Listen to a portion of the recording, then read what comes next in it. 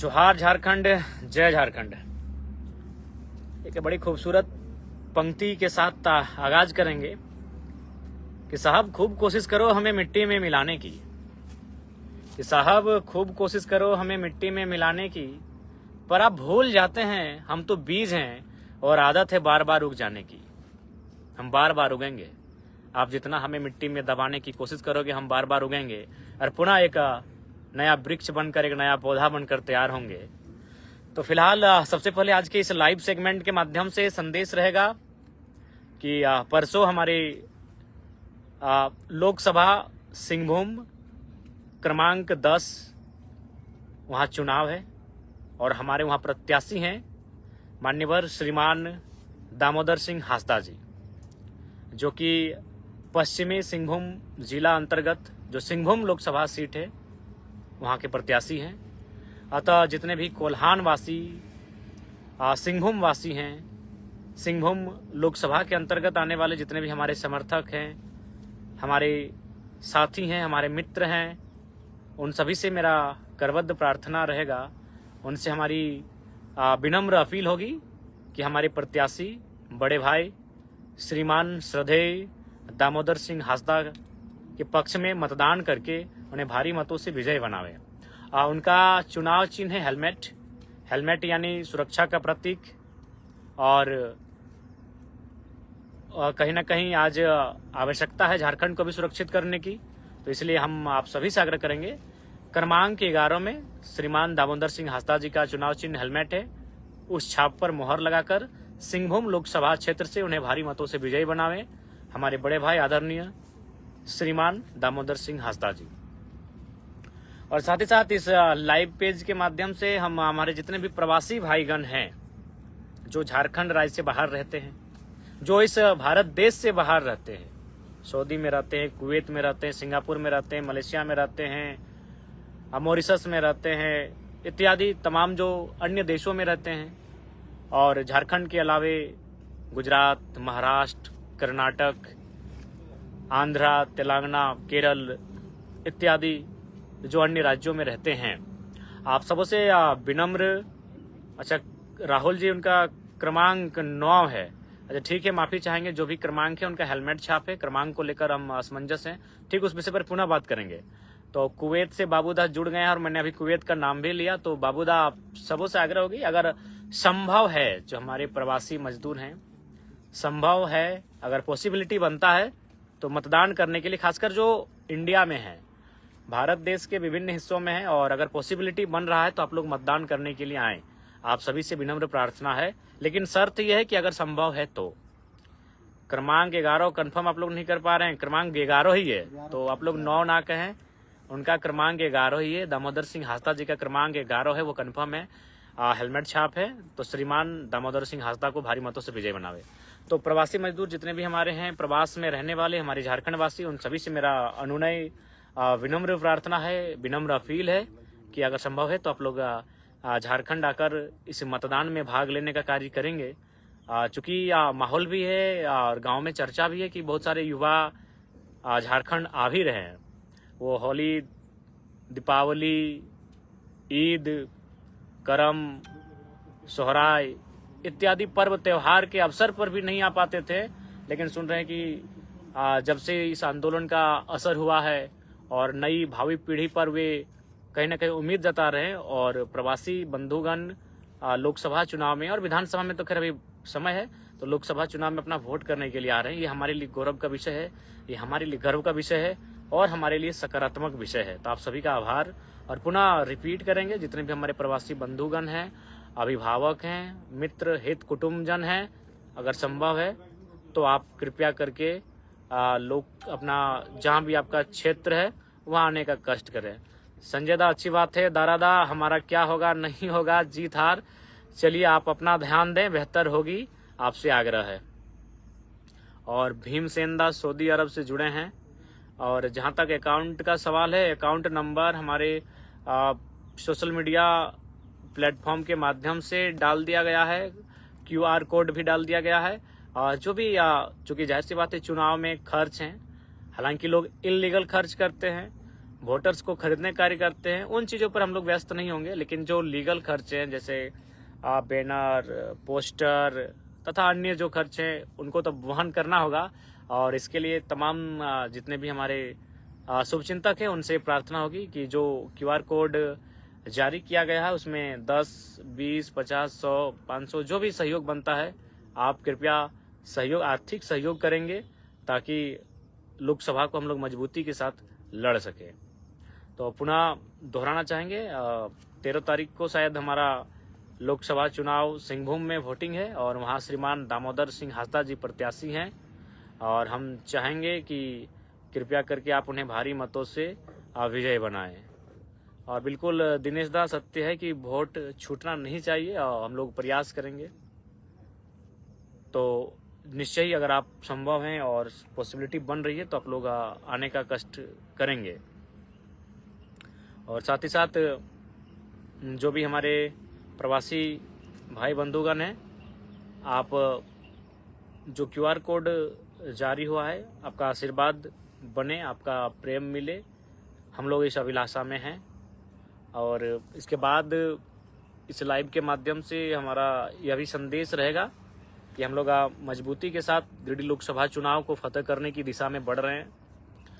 और खासकर जनता से हमारा आग्रह होगा कि आज कहीं ना कहीं आपकी आवश्यकता है और आपने इसी लोकसभा से कभी औरंगाबाद तो कभी अन्य प्रदेशों को लोगों को भारी मतों से जिताने का कार्य किया, लेकिन आज आपका घर का बेटा आपके अधिकारों की लड़ाई के बीच खड़ा है।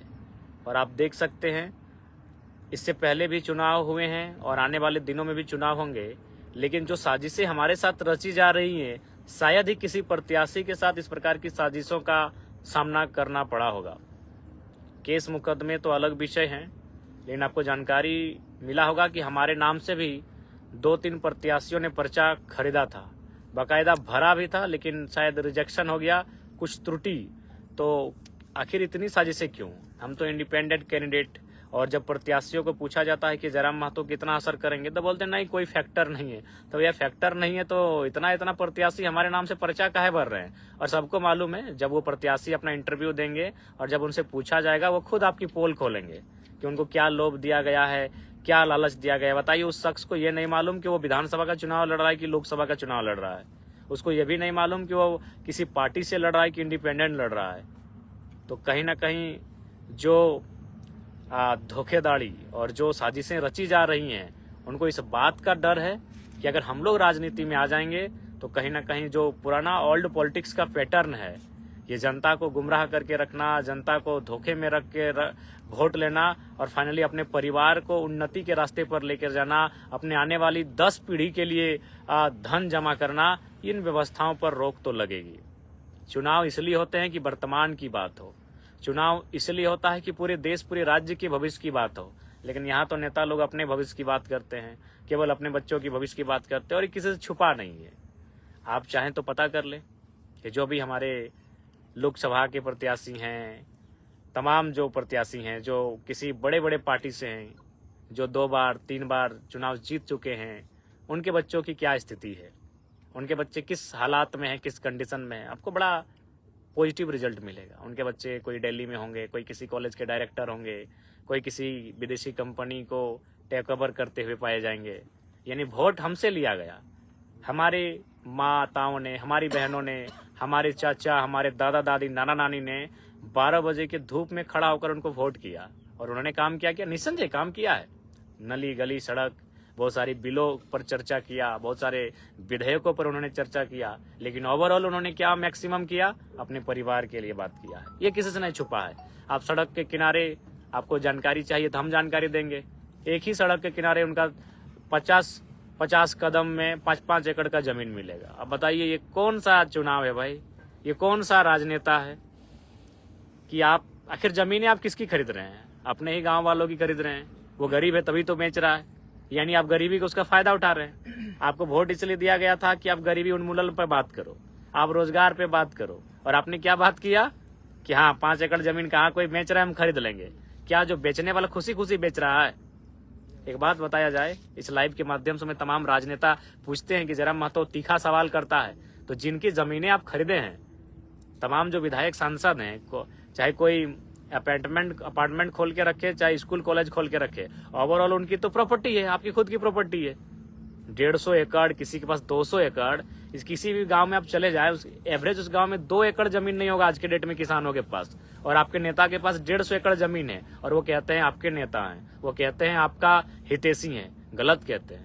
जितना मूल्य आपके बहियार खेत के जमीन का नहीं है, उतना मूल्य उनका जो बाथरूम है उस जमीन का है, और अगर वो कहते हैं फिर भी आपके हितैषी हैं, तो ये जनता का दुर्भाग्य है। तो इसलिए आज हम लोग ओल्ड पॉलिटिक्स से हटकर एक नई पॉलिटिक्स को स्थापित करने का काम करेंगे, और हम लोग वचन देते हैं जो हमारा चुनाव होगा, हमारे जो प्रत्याशी होंगे, अगर वो जीतते हैं तो इस बात को याद रखेगा, हमारे लिए एक विशेष गाइडलाइन होगी कि कुछ भी हो जाए, चुनाव के बाद जिस प्रकार से बाकी लोग अपनी धन संपत्ति अर्जित करते हैं, जनता को धोखे में रखकर, जनता के भरोसे को नीलाम कर कर, ये हमारी पार्टी में ये परिपाटी नहीं दोहराई जाएगी। इस बात के लिए हम लोग आश्वस्त करते हैं। और बिल्कुल आप देख सकते हैं, इससे पहले जो भी प्रत्याशी होते हैं, ऐसा नहीं है, इससे पहले भी आपने सुना होगा 2019 का जो विधानसभा का चुनाव था, उसमें बहुत सारे प्रत्याशी ऐसे थे जिनको आशंका थी कि कहीं नॉमिनेशन गड़बड़ न हो जाए, तो किसी ने अपनी पत्नी को बैकअप के लिए रखा था, किसी ने अपनी माँ को बैकअप के लिए रखा था, किसी ने अपने पिताजी को बैकअप के लिए रखा था, और हमें भी बहुत सारे लोगों ने कहा गिरिडीह से आपका नॉमिनेशन रद्द हो सकता है, तो हमने कोई बैकअप नहीं दिया। हमने बैकअप भी दिया तो हमारे संगठन के जो कार्यकर्ता हैं, हमारे संगठन के जो पदाधिकारी हैं, उन्होंने नामांकन भरने का कार्य किया। यानी हमारी जो विचारधारा है, हमारी जो आइडियोलॉजी है, उस आइडियोलॉजी पे हम लोग स्पष्ट खड़े उतरेंगे कि हमारा आइडियोलॉजी क्या है, कि हम लोग पूंजीवाद के समर्थक नहीं हो सकते हैं। पूंजीवाद कहने का मतलब है क्रोनी पूंजीवाद, और परिवारवाद के तो समर्थक हम लोग हो ही नहीं सकते हैं। ब्लड रिलेशन से हम लोग कभी चुनाव में शिरकत नहीं करेंगे, इस बात को लेकर हम लोग आश्वस्त करते हैं। लेकिन आज बाकी नेता क्या कर रहे हैं, 20 साल खुद पॉलिटिक्स करते हैं और 21वें साल अपने नेता को टिकट देके खुद आराम करने चले जाते हैं। ये कौन सा लोकतंत्र है भाई? राजतंत्र की परिपाटी को यहाँ स्थापित की जा रही है, राजतंत्र के तौर तरीकों को अपनाया जा रहा है, और आप लोकतंत्र की बात करते हैं। तो इसलिए आज झारखंड के साथ साथ भारत देश को एक नई राजनीतिक विचार को स्थापित करने का प्रयास करना चाहिए। और मेरा मानना है नए सोच से नई राजनीति का उदय होगा, पार्टी बदलने से और नेता बदलने से नहीं, विचार बदलना होगा। और विचार क्या है आपको मालूम है, यह देश जहां एक और असमानता की खाई में घिरा जा रहा है, वहीं हमारे राजनेता ऐसो आराम का जीवन यापन करते हैं। हमारे राजनेता जब बेरोजगारों के रोजगार की बात आती है तो चुप्पी साध लेते हैं, जब रेलवे में वैकेंसी की बात आती है तो चुप्पी साध लेते हैं, जब नियोजन और नियमावली की बात आती है तो चुप्पी साध लेते हैं। लेकिन जैसे उन्हें पता चलता है कि नहीं 2,88,000 झारखंड के विधायकों का वेतन किया जाएगा, सब तालियां बजाते हैं। ये उनका मानसिकता है, ये उनका चरित्र है कि जब हमारे नेताओं का इंक्रीज होगा उनके वेतन में, तब वो आनंद लेंगे। लेकिन जब स्टूडेंट का मुद्दा आएगा, मौन साध लेते हैं। 2-4 लोग हैं जो स्टूडेंट के साथ खड़े होते हैं, उनको नमस्कार करते हैं। लेकिन मैक्सिमम लोग आज जो पॉलिटिक्स कर रहे हैं, उस पॉलिटिक्स का आधार उनका परिवार है, ये किसी से छुपा नहीं है। चाहे सांसद की बात रहे, विधायक की बात रहे या प्रत्याशी, आप देख सकते हैं कि उनके परिवार, कोई सांसद है तो उनकी अर्धांगिनी विधायक है, तो उनका बेटा विधायक की तैयारी में है, तो उनका कोई बेटा फलाना कॉलेज को देख रहा है, दूसरा बेटा दूसरे कॉलेज को देख रहा है। तो आज अगर हम लोगों से, इसीलिए आज आखिर लोग हमसे भयभीत क्यों हैं? हम तो अभी मुखिया के चुनाव नहीं जीते हैं, और हमारे साथ इतनी साजिशें अभी क्यों हो रही हैं? इतने भयभीत लोग होने क्यों लगे हैं? तो कारण यही कि हम लोग एक नई आइडियोलॉजी के साथ पॉलिटिक्स करने जा रहे हैं। इस पॉलिटिक्स में अगर हम लोग कामयाब हो जाएंगे तो निस्संदेह एक नया भूचाल आएगा, एक नई विचारधारा का सृजन होगा। तो ऐसा नहीं है कि कामयाब होंगे नहीं होंगे तो उसके डर से हम मैदान में कदम ही ना रखें। ये सबको मालूम है, जिन्होंने जन्म लिया है उनको मरना होगा। तो इसका मतलब ये थोड़ी है कि मरने के डर से वो जीना छोड़ देंगे, मरने के डर से वो खेलना कूदना पढ़ना लिखना नौकरी करना खाना घूमना फिरना छोड़ देंगे। सबको मालूम है एक दिन मौत सबको आएगी। तो ठीक उसी प्रकार हम लोग एक नई विचारधारा की पॉलिटिक्स को स्थापित करना चाहते हैं, एक नई आइडियोलॉजी को परिभाषित करना चाहते हैं। अब उसमें सफलता कितनी मिलेगी नहीं मिलेगी, ये हमारा संघर्ष तय करेगा, ये हमारा मेहनत तय करेगा। लेकिन हम पीछे क्यों हटे? कुछ तो नया करते हैं, एक प्रयास तो करते हैं। और बिल्कुल आप लाइव के माध्यम से फिर दोहराएंगे, अगर हम लोकसभा चुनाव गिरिडीह फतह करते हैं, जैसा कि अभी उम्मीद जताई जा रही है और हम लोग फतह करने की स्थिति में हैं और बढ़ भी रहे हैं आगे, तो हम लोग पहला काम करेंगे कि जो हमारी खुद की सैलरी होगी वो 75% जनता के बीच डोनेट कर दी जाएगी। क्योंकि नई सोच से नया भारत बनेगा, नई सोच से नया झारखंड बनेगा। आज देख सकते हैं ईडी किसी मंत्री के घर छापा मारती है तो सीधे करोड़ों रुपए में बरामद होती है। बताइए, जिस देश की जनता भूखी हो, जिस देश की जनता इलाज के अभाव में दम तोड़ देती हो, उस देश के अगर नेता मंत्री कई करोड़ रुपए अपने तिजोरी में भर के रखेंगे और आप उनसे अपेक्षा करेंगे नए भारत का, नए झारखंड का, तो ये अशोभनीय है। इसीलिए नए यूथ को पॉलिटिक्स में आना चाहिए और नए विचारों के साथ पॉलिटिक्स में आना चाहिए। एक ऐसे विचार जो सामाजिक न्याय को परिभाषित करते हों, ऐसे विचार जो समाजवादी सोच को परिभाषित करते हों, ऐसे विचार जो समता को परिभाषित करते हैं, यानी सबको अवसर मिलना चाहिए। और मैं पुनः कहूंगा, हम लोग एक न्यू पॉलिटिक्स को आधारित करने आए हैं, स्थापित करने आए हैं, परिभाषित करने आए हैं। सफलता हमारा संघर्ष सफलता को तय करेगी और उम्मीद करते हैं कि आप इस संघर्ष के साथ हमारे साथ खड़े होंगे। और कहीं ना कहीं आज जिस प्रकार से हम लोग को सताया जा रहा है, जिस प्रकार से हम लोग को साजिशों का सामना करना पड़ रहा है, तो ऐसी परिस्थिति में आपके आशीर्वाद का अभिलाषी हैं हम। आपके आशीर्वाद पर हमारा हक बनता है।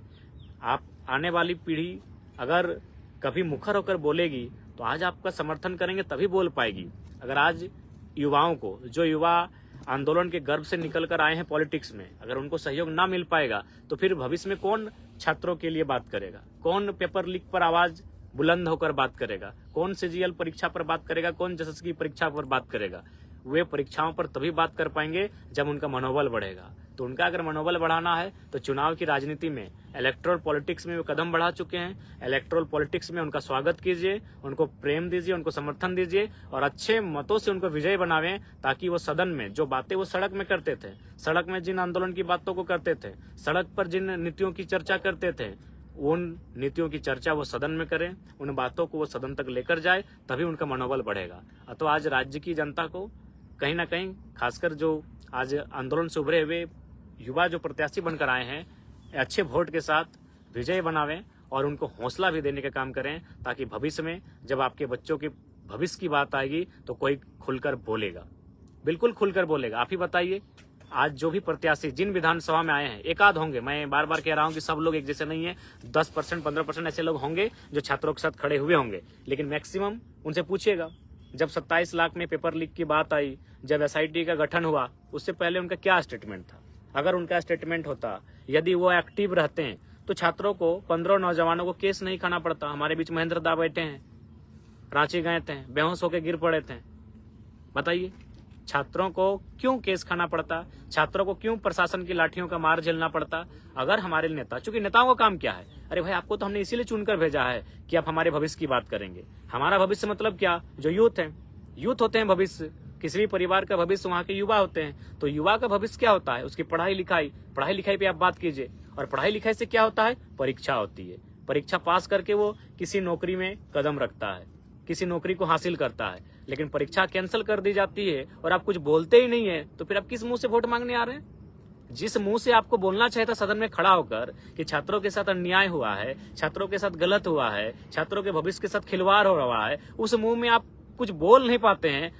और आज उस मुंह से अगर आप वोट मांगते हैं और उसी बच्चों के माता पिता पर अगर वोट कर देते हैं, तो ये तो बड़ा दुर्भाग्यपूर्ण होगा। इसलिए आज तमाम अभिभावकों से भी हम कहेंगे कि ये नेता मंत्री जो आज प्रत्याशी बन के आए हैं लोकसभा में, ये उस दिन कहाँ थे जब सीजीएल की परीक्षा लीक हुई थी, क्या स्टेटमेंट था। यदि इनका स्टेटमेंट है तो वोट दीजिए, यदि ये परीक्षाओं के साथ खड़े होते हैं तो इनको वोट दीजिए, यदि छात्रों के साथ खड़े होते हैं तो इनको वोट दीजिए, मना नहीं करेंगे। लेकिन हाँ, एक बार स्टेटमेंट मांगिएगा, एक बार हिसाब मांगिएगा कि किस प्रेस में आपका स्टेटमेंट था, किस यूट्यूब चैनल में आपका स्टेटमेंट था, किस मीडिया में आपका स्टेटमेंट था। हम लोग सुनना चाहते हैं, बिल्कुल सुनिएगा। क्योंकि जो नेता आपके बच्चों के भविष्य की चिंता ना करे, आप उनकी चिंता क्यों करेंगे भाई। आप एक तरह से वोट देके इन नेताओं की जो पॉलिटिक्स है, केवल उनके परिवार को मजबूत बना रहे हैं। राज्य कितना मजबूत है ये आपको भी मालूम है, क्योंकि जैसे जैसे हम लोग का ग्राफ बढ़ रहा है, हम लोग IAS IPS के साथ बैठ रहे हैं। और फिलहाल कल ही हम एक बेहतर IAS के साथ बैठे थे, उन्होंने स्पष्ट कहा कि आपके नेताओं का विजन नहीं है।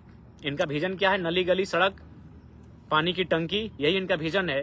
5 सालों का, 10 सालों का कोई रोड मैप नहीं इनके पास कोई रोड मैप नहीं होने के कारण आज आपका राज्य पिछड़ रहा है। ये IAS IPS की जुबानी है, जो ईमानदारी के साथ इस राज्य में कार्य कर रहे हैं। वह जो हमसे मिले तो उन्होंने कहा कि बिल्कुल आप लोग आए हैं, यूथ लोग पॉलिटिक्स में, बहुत अच्छा लग रहा है, आप लोग पॉलिटिक्स में आए, क्योंकि आप लोगों के पास विजन है। तो इसलिए हम तमाम लोगों से यही कहेंगे, जो अभिभावक हैं, आज आप जिनके पीछे नारा लगा रहे हैं, जिनका झंडा ढोने का कार्य कर रहे हैं, उनसे इस बात का जिक्र जरूर कीजिएगा जब परीक्षा, क्योंकि परीक्षा हम बार बार परीक्षा का जिक्र कर रहे हैं, क्योंकि आपको भी मालूम है कि आप मुर्गी चेंगना बेच के बच्चों को पढ़ा रहे हैं, इसलिए हम परीक्षा का जिक्र कर रहे हैं। आपको भी मालूम है कि आधे अपने खुद भूखा रह के बच्चों को पढ़ा रहे हैं, बच्चों को खाना खिला के स्कूल भेज रहे हैं, तो इसलिए हम बार बार परीक्षा की बात कर रहे हैं, क्योंकि सबको मालूम है यही परीक्षा हमारे भविष्य को तय करेगी, यही परीक्षा हमें गरीबी के दलदल से बाहर लेके जाएगी। बाकी हमारे दादा, हमारे चाचा, सभी लोग मेहनत करते हैं, मेहनत करने में कोई कसर नहीं है।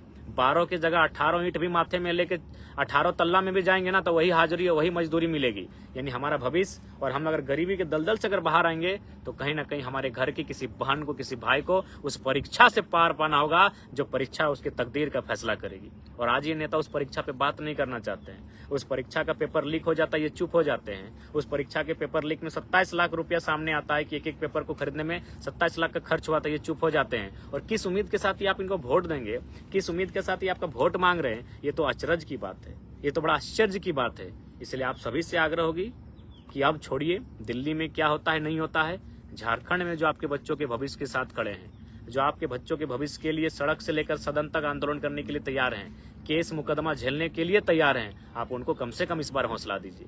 आज परीक्षा का मामला हो, जब जब पेपर लीक हुआ है, छात्र सड़कों पे आए हैं। आज दर्जनों छात्रों पर केस मुकदमा, FIR हुआ है, लाठीचार्ज हुआ है, रबड़ गोला दागा गया है, आंसू गैस दागा गया है, बिल्कुल मैंने क्रूरतापूर्वक लाठीचार्ज किया गया है, किसी का सर, किसी का कपार फोड़ा गया है।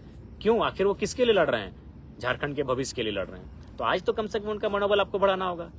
आप जिनको वोट दे रहे हैं उनसे और छात्रों से तुलना करें कि छात्रों का विजन कैसा है और उनका विजन क्या है। आप पता कीजिए, देख रहे हैं ईडी का छापा पड़ रहा है, क्या हो रहा है। हाँ, मानते हैं ईडी एक पक्षीय कार्रवाई कर रही है, लेकिन फिर भी गलत तो है ना भाई। जिनके पास छापा पड़ रहा है वे लोग, करोड़ रुपए उनके घर से निकल रहा है, अगर वो पैसा इन्वेस्ट होता रोजगार के मामलों में, वो पैसा इन्वेस्ट किया जाता एजुकेशन के मामलों में, उन पैसे को छोटे छोटे उद्योगों में इन्वेस्ट किया जाता, या फिर राज्य सरकार एक नई बेहतर पॉलिसी के माध्यम से उन पैसों को कहीं इन्वेस्ट करती, उन पैसों से कोई बेहतर कार्य करती, तो वो जनता के लाभ के लिए आता। तो उनका विजन क्या है ये आपको स्पष्ट दिख रहा है। इसलिए आप सभी से आग्रह होगी कि लोकसभा चुनाव में जो भी हमारे प्रत्याशी हैं उनको समर्थन करें। इस लोकसभा के चुनाव में हम लोग आपके समर्थन के अभिलाषी हैं। आज अगर आप हम लोग को मजबूत करेंगे, हिम्मत देंगे, तो निश्चय ही भविष्य में जो मुद्दे होंगे उनके साथ हम लोग डट के खड़े होंगे, डट के लड़ेंगे, और अभी तक लड़ ही रहे हैं। इसलिए आज तमाम अभिभावकों से हमारा आग्रह होगा कि आप जिनका झंडा ढोने का कार्य कर रहे हैं, जिनका नारा लगा रहे हैं, वो आपके बच्चों के भविष्य के बारे में नहीं सोचते हैं। अतः आप खुदगर्ज ना बने, आपसे आग्रह होगी खुददार बने, और ऐसे नेताओं से दूर रहें जो आपके बच्चों के भविष्य के बारे में नहीं सोचते हैं, जो केवल अपने बच्चों के भविष्य के बारे में सोचते हैं। देख सकते हैं कोई 3 बार, कोई 4 बार से मैंने MLA MP बन के बैठा है, लेकिन क्या उनके घर का ग्रोथ देखिए, और बाकी झारखंड का जो उनका असेंबली या कंस्टिट्यूएंसी है वहाँ का ग्रोथ देखिए।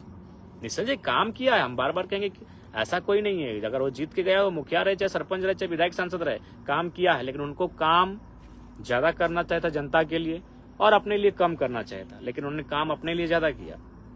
पता कीजिएगा, सबका इस राज्य से बाहर नौकरी है, जमीनें हैं, इस देश से बाहर किन्हीं का सिंगापुर, मलेशिया, तो थाईलैंड इत्यादि जगह कंपनियां हैं।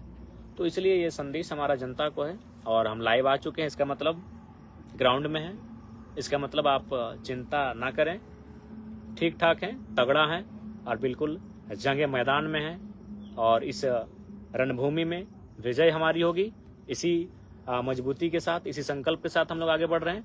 बाकी तमाम झारखंडियों को हमारा जोहार। और पुनः आज जो वीडियो हम बना रहे हैं ये निमिया घाट ठीक पारसनाथ के सामने से है, क्योंकि हमने कहा था कि हम लोग पारसनाथ को बंधन करने के ही निकले हैं, और उम्मीद है जब जब हम पे मुसीबत आएगी, जब जब मन निराशा हताशा से घेर लिया जाएगा, पारसनाथ सामने खड़ा होकर हमें हिम्मत देने का कार्य करेगा। आप सभी से आशा है कि आप भी हमारा हिम्मत बने, हमारे तमाम प्रत्याशी उनको हिम्मत दें, ताकि वो आपके आने वाले भविष्य के लिए लड़ाई को पुरजोर तरीके से लड़े, मजबूती के साथ लड़े।